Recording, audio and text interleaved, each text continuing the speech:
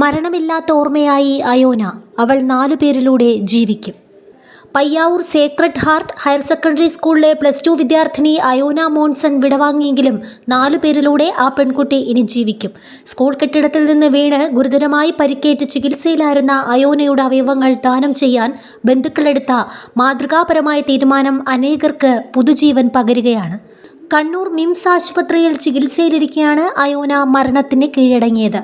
കഴിഞ്ഞ തിങ്കളാഴ്ച രാവിലെ 8:30യോടെയാണ് നാടിനെ നടുക്കിയ ദാരുണമായ സംഭവം അരങ്ങേറിയത്. സ്കൂൾ കെട്ടിടത്തിന്റെ 3ാം നിലയിൽ നിന്ന് അയോന താഴേക്ക് ചാടി. സ്കൂളിലെ ബാസ്കറ്റ്ബോൾ കോർട്ടിലേക്കാണ് കുട്ടി വീണത്. ഉടൻ തന്നെ കണ്ണൂർ മിംസ് ആശുപത്രിയിൽ പ്രവേശിപ്പിച്ച് വിദഗ്ധ ചികിത്സ ലഭ്യമാക്കിയെങ്കിലും ജീവൻ രക്ഷിക്കാനായില്ല. തുടർന്ന് അയോനയുടെ അവയവങ്ങൾ ദാനം ചെയ്യാൻ കുടുംബം സന്നദ്ധത അറിയിക്കുകയായിരുന്നു.